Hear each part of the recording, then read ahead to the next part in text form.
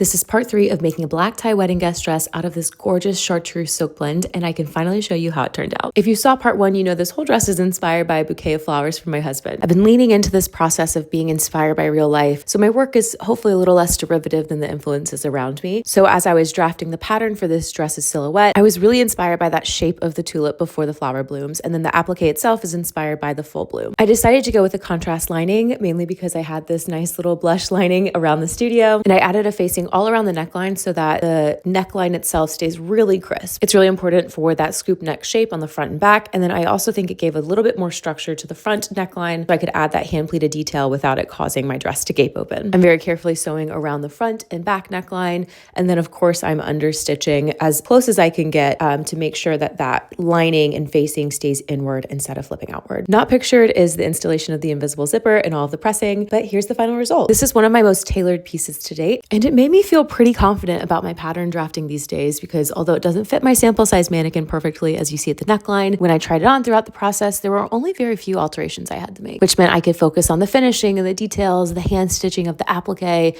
and the hand stitch blind hem. And here's how it looked in real life. This wedding was for one of my best friends from college, and the day itself was absolutely perfect. Everything was in full bloom, so a dress inspired by spring flowers felt appropriate. And if you made it to the end, I'm thinking about adding this to a custom made to order collection. What do you think?